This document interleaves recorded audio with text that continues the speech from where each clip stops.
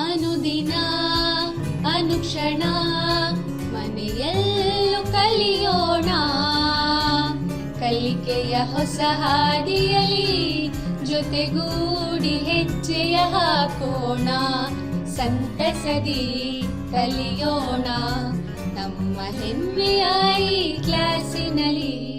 Yes sir. Yes teacher. Present ma'am. अस्सलामु अलैकुम रहमतुल्लाहि वबरकातुहू। मैं शबाना बेगम, माविन मौलमा, सरकारी उर्दू हायर प्राइमरी मदरसा हिप्परगा, तालुका जेवरगी, ज़िला कलबुर्गी से जमात हफ्तम के लिए समाजी साइंस का मजमून पढ़ाने के लिए आपकी खिदमत में हाजिर हूँ। सामाइन इकराम, अज़ीज़ तलबा और तालिबात, आप सबका आज की इस ई क्लास में दिल की गहराइयों से खैर मक़दम करती हूँ। तो चलिए तलबा, आज का उन्वान शुरू करने से पहले मैं आपसे चंद सवालात करती हूँ और उम्मीद करती हूँ कि आप बराबर इसके जवाब देंगे। तो चलिए देखते हैं कि मेरा पहला सवाल क्या है। यूरोप से हिंदुस्तान आने वाली चंद अक़वाम के नाम बताइए। जी हाँ, आप इसका जवाब बखूबी जानते हैं, हम पिछले सबक में पढ़ चुके हैं कौन कौन से यूरोपीय अक़वाम हिंदुस्तान आए थे। जी बिल्कुल सही, पुर्तगाल, डच, अंग्रेज़ और फ्रांसीसी। मेरा दूसरा सवाल है, यूरोपीय अक़वाम हिंदुस्तान को किस गर्ज़ से आए थे? बताइए तलबा, किस लिए आए थे? जी हाँ, बिल्कुल सही, तिजारत की गर्ज़ से हिंदुस्तान आए थे।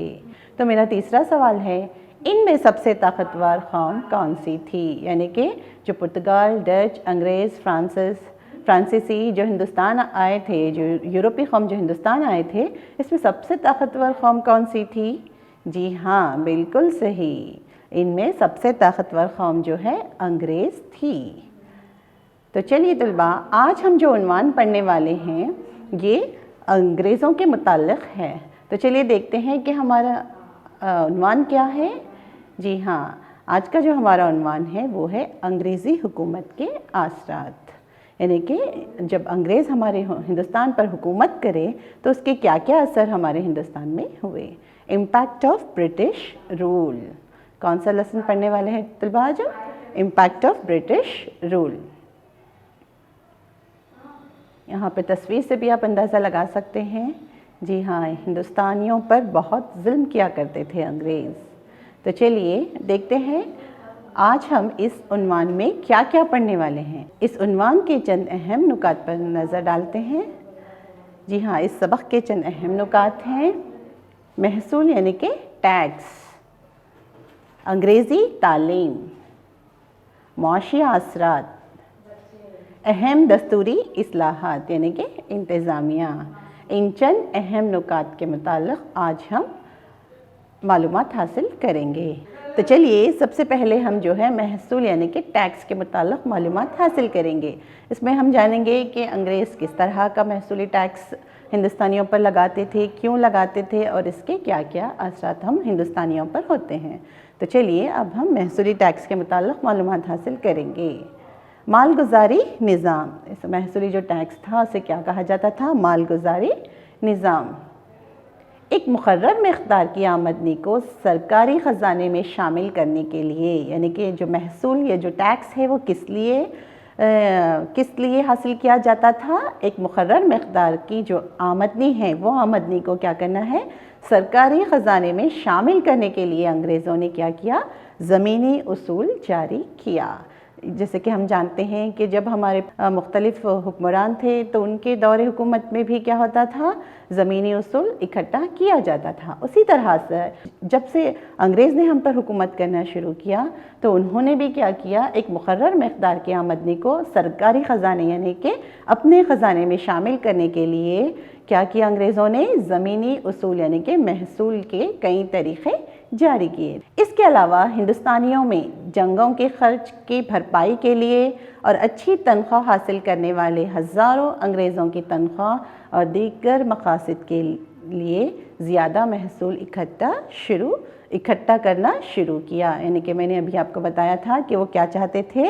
एक अच्छी आमदनी को अपने ख़जाने में शामिल करना चाहते थे, यानी कि महसूल उसूल कर کیوں کرنا چاہتے تھے؟ کیونکہ ہندوستانیوں میں جنگوں کے خرچ کی بھرپائی، جیسے کہ ہم جانتے ہیں کہ اس سے پہلے بہت ساری جنگیں ہو چکی تھیں ہندوستانیوں اور انگریز حکمرانوں کے درمیان، ہے نا، تو ان جنگوں پہ جو خرچ ہوا تھا اس کی بھرپائی کے لیے، اور جیسے کہ ہم جانتے ہیں کہ جو بھی اعلیٰ جو عہدہ ہوتا تھا، جو بھی اعلیٰ عہدے ہوتے تھے، وہ کیا کرتے تھے، کس کو دیے جاتے تھے؟ انگریزوں کو دیے جاتے تھے، اور ان کو موٹی تنخواہ دی جاتی تھی۔ ان تنخواہوں کو ادا کرنے کے لیے اور جنگوں کے خرچ کی بھرپائی کرنے کے لیے کیا کیا انگریزوں نے، اور مختلف مقاصد کے لیے انہوں نے کیا کیا؟ زیادہ محصول یعنی کہ ٹیکس اکٹھا کرنا شروع کیا۔ تو چلیے دیکھتے ہیں ہم کہ کون کون سے ہیں۔ مستقل زمینداری نظام، جو پہلا جو انہوں نے محصول کا جو طریقہ شروع کیا وہ ہے مستقل زمینداری نظام۔ اس کو کب شروع کیا گیا؟ 1793 عیسوی میں شروع کیا گیا۔ اور جو دوسرا جو طرز ہے وہ کون سا ہے؟ کیسان طرز یا رعیت واری نظام بھی اسے کہا جاتا ہے۔ اس کی شروعات کب ہوئی؟ جی ہاں، 1820 عیسوی میں اس کو شروع کیا گیا۔ اور جو تیسرا جو محصولی جو طریقہ ہے وہ ہے محل واری نظام۔ کون سا طریقہ ہے طلبہ؟ محل واری نظام۔ اس کو کب جاری کیا گیا؟ جی ہاں، بالکل صحیح، 1833 عیسوی میں اس کو جاری کیا گیا۔ تو چلیے طلبہ، اب ہم ان 3 مختلف محصولی طریقوں کے متعلق معلومات حاصل کریں گے۔ تو چلیے سب سے پہلے ہم مستقل زمینداری نظام، اس کی شروعات کب ہوئی تھی؟ 1793 عیسوی میں۔ اس سے متعلق معلومات حاصل کریں گے۔ محصول کو اکٹھا کرنے کے لیے زمینداروں سے جو معاہدہ کیا جاتا ہے اس کو مستقل زمینداری نظام کہتے ہیں۔ سب سے پہلے آپ یہ جانیے طلبہ، مستقل زمینداری نظام کسے کہتے ہیں؟ یعنی کہ یہ ایک محصولی نظام ہے۔ اس میں کیا کیا جاتا تھا؟ محصول کو اکٹھا کرنے کے لیے یعنی کہ ٹیکس کو اکٹھا کرنے کے لیے زمینداروں اور انگریزوں کے درمیان کیا ہوتا تھا؟ ایک معاہدہ طے کیا جاتا تھا۔ اس معاہدے کو کیا کہا جاتا ہے؟ مستقل زمینداری نظام کہا جاتا ہے۔ 1793 عیسوی میں گورنر جنرل کس نے اس کو جاری کیا؟ اس نظام کو، مستقل زمینداری نظام کو کس نے جاری کیا؟ 1793 عیسوی میں گورنر جنرل کارن والیس نے۔ کس نے؟ جی ہاں، کارن والیس نے کیا کیا؟ بنگال، بہار اور اڑیسہ میں مستقل زمینداری نظام جاری کیا۔ اب ہندوستان کے نقشے میں دیکھ سکتے ہیں، جی ہاں، وہاں پر بہار ہے، بنگال، یہاں پہ کیا نظر آ رہا ہے؟ اڑیسہ۔ ان 3 مقامات پر کیا کیا گیا؟ مستقل زمینداری نظام جاری کیا گیا۔ اس نظام کو جاری کرنے والا کون ہے؟ جی ہاں، گورنر جنرل کارن والیس۔ کب کیا؟ 1793 عیسوی میں۔ تو اس میں کیا ہوتا تھا؟ زمینداروں اور انگریزوں کے درمیان ایک معاہدہ طے کیا جاتا تھا۔ وہ معاہدے کے تحت زمینداروں کو کیا کرنا پڑتا تھا؟ انگریزوں کو ٹیکس ادا کرنا پڑتا تھا۔ تو چلیے طلبہ، اب ہم دیکھیں گے جو دوسرا محصولی نظام ہے وہ کیا ہے؟ کسان طرز اور رعیت واری نظام جسے کہا جاتا ہے۔ تو اس کو کب جاری کیا گیا؟ 1820 عیسوی میں اس کو جاری کیا۔ درمیانی لوگوں کے بغیر کسان براہ راست حکومت کو محصول ٹیکس ادا کرنے کا جو طریقہ تھا اسے کیا کہا جاتا ہے؟ رعیت واری نظام کہا جاتا ہے۔ یعنی کہ کسان طرز، یہ کس طرز کا تھا؟ کسان طرز کا تھا۔ یعنی کہ ڈائریکٹ کسان کیا کریں گے؟ اس میں ڈائریکٹ کسان کیا کریں گے؟ انگریزوں سے معاہدہ طے کریں گے، یعنی کہ درمیانی لوگوں کے بغیر، بیچ میں درمیان میں کوئی نہیں ہوگا، زمیندار نہیں ہوں گے یہاں پہ۔ ڈائریکٹ کسان کیا کریں گے؟ براہ راست حکومت کو محصول ٹیکس ادا کرنے کے طریقے کو رعیت واری نظام کہتے ہیں۔ تو اس کو کب جاری کیا گیا؟ 1820 عیسوی میں جاری کیا گیا۔ اس نظام کو سر تھامس منرو نے، کس نے جاری کیا اس کو؟ سر تھامس منرو نے 1820 عیسوی میں۔ اس تصویر میں آپ دیکھ سکتے ہیں، یہ ہے سر تھامس منرو۔ اس کو کہاں پہ جاری کیا گیا؟ جی ہاں، ہندوستان کے نقشے میں دیکھیے، مدراس۔ کہاں پر؟ جی ہاں، مدراس میں اس نظام کو یعنی کہ کسان طرز رعیت واری نظام کو 1820 عیسوی میں جاری کیا گیا۔ اس نظام میں کیا ہوتا تھا؟ زمین کو ناپ کر آپاشی کی سہولت اور زرخیزی کا جائزہ لے کر محصول مقرر کیا جاتا. یہ جو کسان طرز کا جو نظام ہے اس میں کیا ہوتا تھا طلبہ؟ زمین کو پہلے کیا کیا جاتا تھا؟ ناپا جاتا تھا اور وہاں پر کیا کیا جاتا تھا؟ آپاشی کی سہولت مہیا کی جاتی تھی اور زمین کی زرخیزی کا جائزہ لے کر وہاں پر محصول یعنی کہ ٹیکس مقرر کیا جاتا تھا. پیداوار کا آدھا حصہ محصول کے طور پر ادا کرنا ہوتا تھا. دیکھیے کتنا پورا آدھا 50% جو حصہ ہوتا ہے کسانوں کو کیا کرنا پڑتا تھا؟ انگریزوں کو دینا پڑتا تھا. کیونکہ انگریز کیا کر رہے ہیں وہاں پر؟ زمین کو ناپ کر زمین کو زرخیز کر آپاشی کی سہولت جو دے رہے ہیں اس کی بنا پر وہ کیا چاہتے تھے؟ زمین کی پیداوار کا پورا لگ بھگ آدھا حصہ وہ انگریزوں کو دے اور آدھا کسان رکھیں. تو کتنا ظلم ہو رہا ہے نا کسانوں پر. جی ہاں، قحط سالی یا سیلاب سے مکمل فصل اگر تباہ ہو جائے تب بھی کسان کو محصول ادا کرنا پڑتا تھا. دیکھیے جب قحط سالی یعنی کہ جب سوکھا پڑتا ہے، بارش نہ ہو یا پھر بارش زیادہ آنے سے جو سیلاب آتا ہے اس سے کیا ہو جاتا ہے طلبہ؟ ہاں، فصل کیا ہو جاتی ہے؟ مکمل تباہ ہو جاتی ہے. مکمل فصل تباہ ہونے کے باوجود بھی کیا کرنا پڑتا تھا کسانوں کو؟ محصول یعنی کہ ٹیکس ادا کرنا پڑتا تھا. اس طرح سے کسانوں کی حالت بہت ہی بدتر ہوتے جا رہی تھی. تو اب ہم جو تیسرا جو طریقہ ہے ان کا محصول کا اس سے متعلق معلومات حاصل کریں گے. جو تیسرا طریقہ ہے وہ کون سا ہے؟ محل واری نظام. اس کو کب جاری کیا گیا؟ 1833 عیسوی میں جاری کیا گیا. محل کے معنی ہیں گاؤں یا قابل کاشت زمین کے ہیں. دیکھیے طلبہ سب سے پہلے آپ یہ دیکھیے محل کے معنی کیا ہے؟ گاؤں ہے یا قابل کاشت زمین کے ہیں. مقامی زمیندار تمام کسانوں کی زمینی محصول کا ذمہ دار ہوتا ہے. اس نظام میں کیا ہوتا ہے؟ مقامی جو زمیندار ہوتا ہے، دیکھیے آپ یہاں پہ دیکھ سکتے ہیں یہ ہے ایک زمیندار. زمیندار کیا ہوتا ہے؟ جو مقامی زمیندار ہوتا ہے وہ تمام کسانوں سے وہ خود کیا کرے گا؟ محصول اکٹھا کرے گا. زمیندار کسانوں سے محصول اکٹھا کرے گا اور وہ محصول انگریزوں کو ادا کرے گا. تو یہاں پر آپ دیکھیے کیا دکھ رہا ہے؟ ایک تھرڈ پرسن نظر آ رہا ہے، یعنی کہ زمیندار ٹیکس جمع کر رہا ہے کسانوں سے، ہے نا. تو چلیے اب دیکھتے ہیں کہ اس کو کس نے شروع کیا. اس نظام کو گورنر جنرل ولیم بینٹک کے دور میں جاری کیا گیا. کس کے دور میں جاری کیا گیا طلبہ؟ جی ہاں بالکل صحیح، گورنر جنرل ولیم بینٹک کے دور میں جاری کیا گیا. یہاں پر آپ دیکھ سکتے ہیں یہ ہے گورنر جنرل ولیم بینٹک کی تصویر. اس نظام کو کن مقامات پر جاری کیا گیا؟ تصویر میں آپ دیکھ سکتے ہیں پنجاب، اتر پردیش، مدھیہ پردیش. ان 3 علاقوں میں ان 3 مقامات پر کیا کیا گیا؟ اس نظام کو جاری کیا گیا. کس نظام کو؟ محلواری نظام کو جاری کیا گیا. تو دیکھیں گے اب ہم یہ جو محلواری جو نظام تھا یعنی کہ تینوں جو محصول اصول کرنے کے ان کے جو نظام تھے اس کے نتائج کیا ہوتے ہیں؟ زمیندار زیادہ مقدار میں محصول اکٹھا کرنے کے لیے کسانوں پر ظلم کرنے لگے، ہے نا. تھرڈ پرسن جو زمیندار تھا یہاں پر وہ کیا کرتا تھا؟ جی ہاں، کسانوں پر ظلم کرتا تھا کہ وہ زیادہ سے زیادہ فصل اگائیں. کیونکہ اس کو کیا ہوتا ہے؟ زیادہ سے زیادہ مقدار میں محصول اکٹھا کرنا ہوتا ہے. کس کو؟ زمیندار کو. تو وہ لوگ کیا کرنا شروع کرے؟ کسانوں پر ظلم کرنا شروع کرے. یہاں پر آپ تصویر میں آپ دیکھ سکتے ہیں زمیندار کیا کر رہا ہے؟ کسانوں پر ظلم کرتا ہوا نظر آ رہا ہے. فصل تباہ ہونے پر بھی کسانوں کو ٹیکس ادا کرنا پڑتا تھا، ہے نا. ہم نے بھی پڑھا تھا کہ جب اگر فصل تباہ ہو جائے تب بھی کسانوں کو کیا کرنا پڑتا تھا؟ ٹیکس ادا ہی کرنا پڑتا تھا.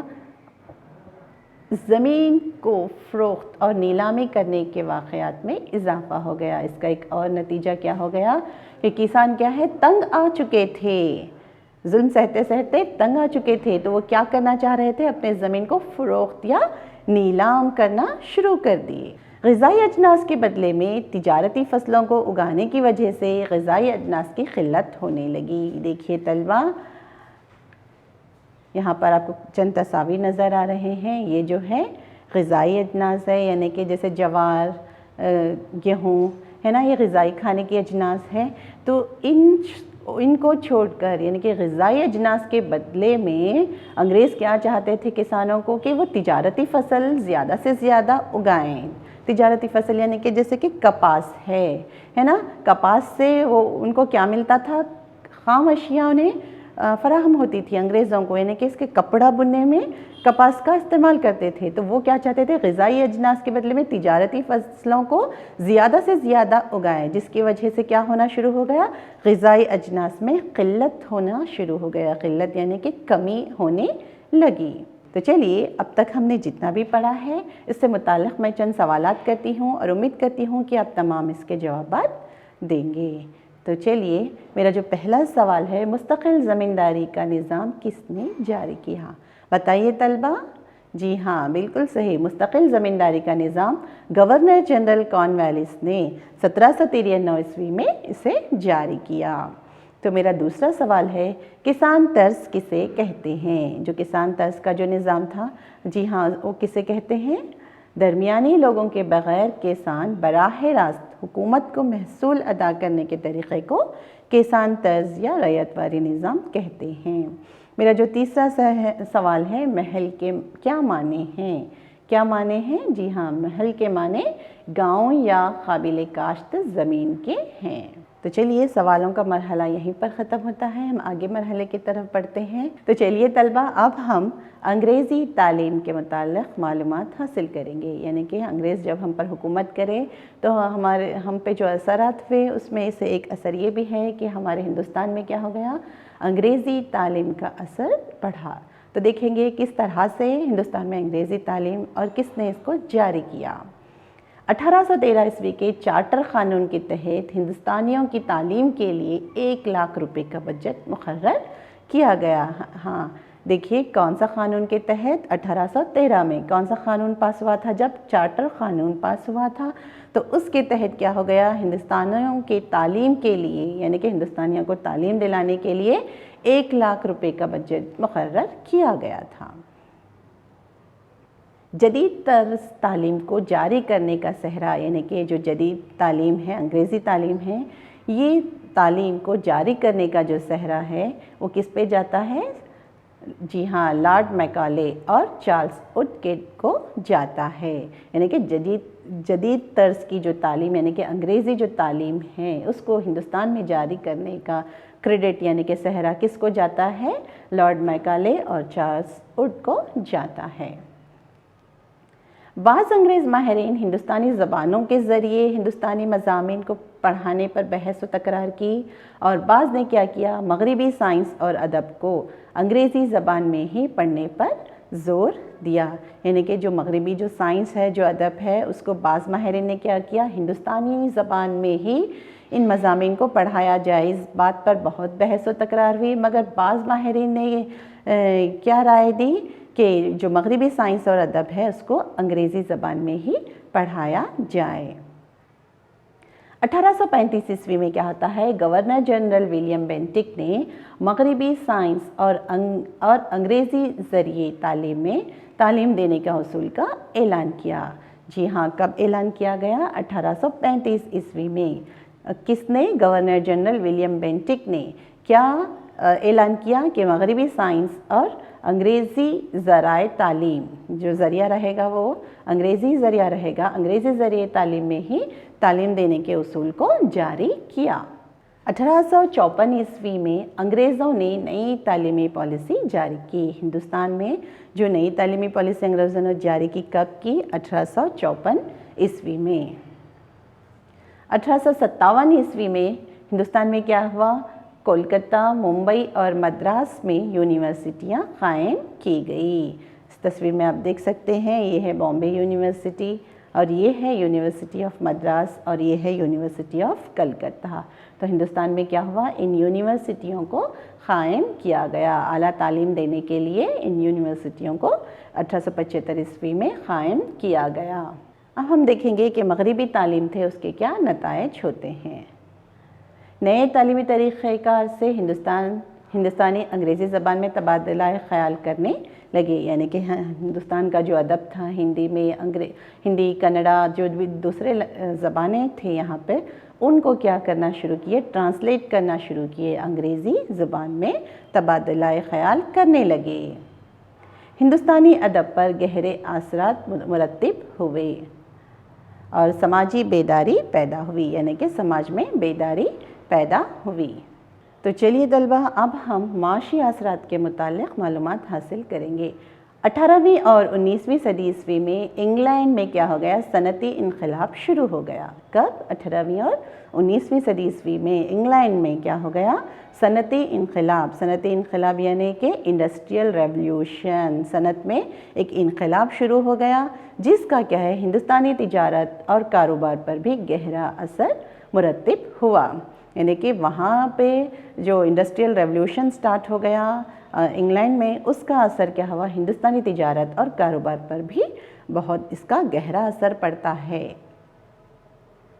1600 تا 1757 عیسوی تک کمپنی صرف ایک تجارتی کمپنی تھی، یعنی کہ صرف وہ تجارت کرنے کی غرض سے 1600 عیسوی میں ہندوستان میں ایسٹ انڈیا کمپنی قائم کیے تھے، مگر 1757 کے بعد دیکھیں گے کیا ہوتا ہے، وہ صرف ایک تجارت کمپنی تھی۔ پلاسی کی جنگ کے بعد 1757 میں پلاسی کی جنگ ہوتی ہے، تو اس جنگ کے بعد کیا ہوتا ہے، انگریزوں نے کپاس کی فروخت پر اپنی اجارہ داری قائم کی۔ یعنی کہ جب پلاسی کی جنگ ہوتی ہے تو انگریزوں کو جس میں جیت ہوتی ہے، تو اس کے بعد کیا کرتے ہیں، جو کپاس کی جو فروخت ہے، یعنی کہ جو ہندوستان سے جو کپاس وہ لے جاتے ہیں تجارت کی غرض سے، ہندوستان سے جو لے جاتے ہیں، تو اس میں کیا ہو گیا، انگریزوں کو مکمل اجارہ داری قائم ہوئی، جس کے نتیجے میں کیا ہوا، جلاہے خام اشیاء مہنگی قیمت ادا کر کے خریدنے پر مجبور ہو گئے، اور انگریزوں کی تجارتی اصول کا مقصد انگریزی کارخانوں کی ضرورت کو پورا کرنا تھا۔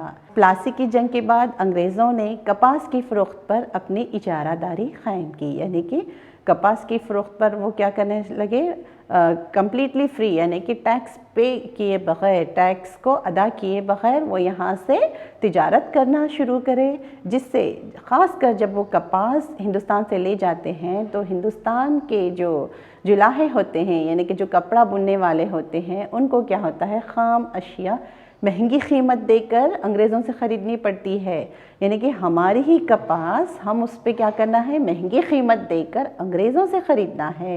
انگریزوں کی تجارتی اصول کا مقصد انگریزوں کے کارخانوں کی ضرورت کو پورا کرنا ہے، یعنی کہ وہ یہاں سے خام اشیاء لے کر جائیں گے اور انگلینڈ میں کیا کریں گے، اپنے انڈسٹریز میں، اپنے صنعتوں میں اس کے کپڑا بنائیں گے، اور وہی کپڑا یہاں ہندوستان میں لا کر مہنگے داموں میں بیچیں گے۔ ہندوستانیوں کو برطانیہ کے کارخانوں کی تیار اشیاء کو درآمد کرنا اور برطانیہ کی ضرورت کی خام اشیاء کو برآمد کرنا اس کا مقصد تھا۔ دیکھیے ایسٹ انڈیا کمپنی کا مقصد کیا ہوتا ہے، ہندوستانی کو برطانیہ کے کارخانوں کی تیار اشیاء کو درآمد کرنا، یعنی کہ یہاں سے جو کچا خام اشیاء جو ہوتی ہے جیسے کہ کپاس ہے، اس کو یہاں سے کیا کرنا، لے کے جانا، برآمد کرنا یہاں سے، اور وہاں سے جو تیار ہوتا ہے، کپڑا تیار ہوتا ہے، اس کو ہندوستان میں درآمد کرنا، یعنی کہ بنا ہوا کپڑا وہ ہندوستان لا کر بیچیں گے، اور یہاں کی جو خام اشیاء ہے وہ سستے داموں میں انگلینڈ کو لے جائیں گے، اور برطانیہ کی کمپنیوں کو کیا کریں گے، ہندوستان سے خام اشیاء برآمد کرنا اس کا مقصد تھا۔ تو چلیے اب ہم دیکھیں گے معاشی اثرات کیا کیا ہوتے ہیں، دیکھیں گے۔ ہندوستانی چھوٹی صنعتیں تباہ ہونے لگی۔ ہندوستان میں جو چھوٹی چھوٹی صنعتیں تھیں، یعنی کہ چھوٹے چھوٹے جو فیکٹریاں تھے جلاہے کے، وہ کیا ہو گئے، مکمل تباہ ہونے لگی۔ اب اس تصویر میں دیکھ سکتے ہیں، یہ انگریزوں سے پہلے کے دور میں جو دیکھ سکتے ہیں آپ، یہ کیسا تھا، جی ہاں، ہندوستان کی جو چھوٹی صنعتیں تھیں وہ بالکل اچھے سے چل رہی ہے، اور جب انگریزوں کا دور ہندوستان میں شروع ہو گیا تو اس کا اثر دیکھیے آپ، بالکل کیا ہے، تباہ و برباد ہو گئی۔ ہماری جو چھوٹی صنعتیں، جو چھوٹے کارخانے تھے، وہ کیا ہو گئے، مکمل تباہ ہو گئے۔ ہندوستان کی دولت انگلینڈ کے جانب بہنے لگی، یعنی کہ ہندوستان کی جو دولت ہے وہ مکمل کیا ہے، انگلینڈ کی جانب بہنے لگی، یعنی کہ خام اشیاء وہ یہاں سے لے کر جا رہے ہیں، اور اپنے صنعتوں کو یہاں سے خام اشیاء فراہم کر رہے ہیں اور وہاں سے جو بنتی ہیں چیزیں اس کو یہاں ہندوستان میں لا کر مہنگے داموں میں بیچ رہے ہیں، تو اس سے کیا ہوتا ہے، پوری دولت کس کے یہاں جا رہی ہے؟ جی ہاں، انگلینڈ کے جانب بہنے لگی۔ دادا بھائی نوروجی نے دولت کے بہاؤ کا نظریہ پیش کیا۔ اس تصویر میں آپ دیکھ سکتے ہیں یہ کون ہے؟ دادا بھائی نوروجی۔ انہوں نے کیا کیا؟ دولت کی بہاؤ کا نظریہ پیش کیا، یعنی کہ انگریز کیا چاہ رہے ہیں؟ وہ دولت کا بہاؤ۔ انگریز کیا چاہ رہے ہیں؟ ہندوستان کی دولت کو لوٹنا چاہ رہے ہیں، نہ صرف تجارت کرنا چاہ رہے ہیں۔ دولت کے بہاؤ کا اثر یہ ہوا کہ ہندوستان ایک غریب ملک بن کر رہ گیا۔ انگریز ہندوستان آنے سے پہلے ہندوستان کیا کہلاتا تھا؟ ایک سونے کی چڑیا کہلاتا تھا، ہے نا؟ جب ہندوستان کو انگریز آئے تب ہندوستانیوں پر ظلم و ستم کرنے لگے اور یہاں پہ انہوں جب حکومت شروع کرنے لگے تو اس کا اثر کیا ہوتا ہے؟ دیکھیے، ہندوستان ایک سونے کی چڑیا سے کیا ہوتی ہے؟ غریب ملک میں تبدیل ہوتی ہے۔ اہم دستوری اصلاحات، یعنی کہ انگریزوں کا انتظامیہ کس طرح سے تھا؟ ریگولیٹنگ ایکٹ کب پاس کیا گیا؟ 1773 عیسوی میں۔ پٹ انڈیا ایکٹ 1784 عیسوی۔ مارلے منٹو اصلاحات 1909 عیسوی۔ مونٹیگو چیمسفورڈ اصلاحات 1919 عیسوی میں، اور 1935 کا قانون۔ تو چلیے اب ہم ان کے متعلق معلومات حاصل کریں گے۔ تو سب سے پہلے جو ہے ریگولیٹنگ ایکٹ 1773 عیسوی میں، اس کو کس نے جاری کیا تھا؟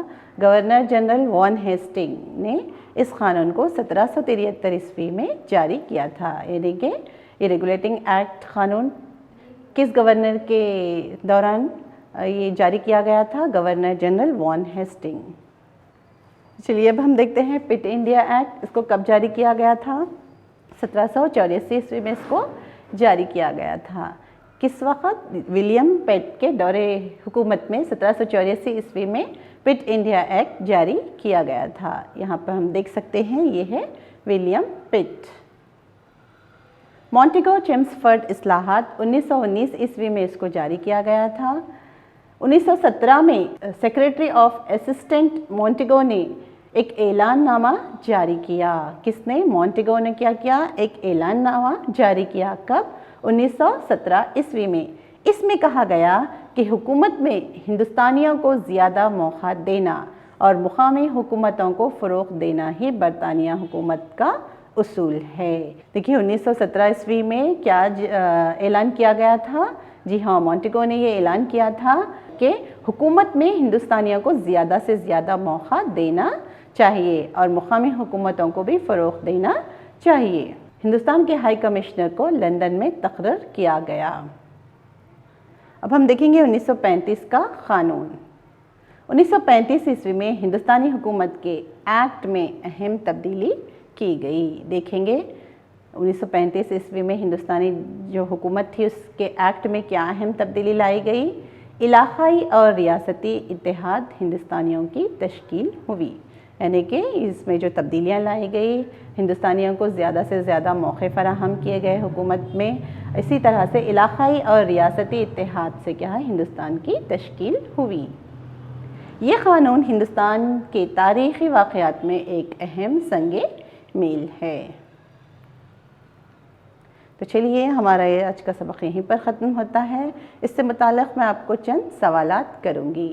تو دیکھیں گے ہم مشقی سوالات۔ تو اب ہم مشقی سوالات کی طرف بڑھتے ہیں۔ میرا جو پہلا سوال ہے، مستقل زمینداری کا نظام کس نے جاری کیا؟ مستقل زمینداری کا نظام گورنر جنرل کارن والیس نے 1793 عیسوی میں اس کو جاری کیا۔ کسان طرز کسے کہتے ہیں؟ میرا دوسرا سوال ہے، کسان طرز کسے کہتے ہیں؟ درمیانی لوگوں کے بغیر کسان براہ راست حکومت کو محصول ادا کرنے کے طریقے کو کسان طرز رعیت واری نظام کہتے ہیں۔ میرا اگلا سوال ہے، 1813 عیسوی میں چارٹر قاعدے کے مطابق تعلیم کے لیے کتنی رقم منعقد کی گئی تھی؟ جی ہاں، بالکل صحیح، 1813 کے چارٹر قانون کے تحت ہندوستانیوں کی تعلیم کے لیے 1 لاکھ روپے کا بجٹ مقرر کیا گیا تھا۔ اگلا سوال ہے، ہندوستان ریگولیٹنگ ایکٹ کس نے اور کب جاری کیا؟ جی ہاں بالکل صحیح جواب. ہندوستان میں ریگولیٹنگ ایکٹ کو گورنر جنرل وان ہیسٹنگ نے 1773 عیسوی میں اسے جاری کیا. میرا اگلا سوال ہے 1857 عیسوی میں قائم کی گئی یونیورسٹیاں کون کون سی ہیں؟ بتائیے. جی ہاں بالکل صحیح. 1857 عیسوی میں قائم کی گئی یونیورسٹیاں کولکتہ اور مدراس یونیورسٹی ہے. میرا اگلا سوال ہے دولت کے بہاؤ کا جو نظریہ ہے اسے کس نے پیش کیا؟ جی بالکل صحیح جواب. دولت کے بہاؤ کا نظریے کو دادا بھائی نوروجی نے پیش کیا. تو چلیے سوالوں کا مرحلہ یہیں پر ختم ہوتا ہے. ہماری اگلی سرگرمی کی طرف بڑھتے ہیں. ہماری اگلی سرگرمی ہے ہوم ورک یعنی کہ گھر کا کام. تو چلیے یہاں پر دیکھتے ہیں کہ میرا سوال کیا ہے. میرا جو سوال ہے زمینی محصولاتی نظام کے کل نتائج لکھیے. تو چلیے امید کرتی ہوں کہ آپ تمام ہوم ورک کریں گے. آج کی یہ کلاس یہیں پر اختتام پذیر ہوتی ہے. اللہ حافظ. جزاک اللہ.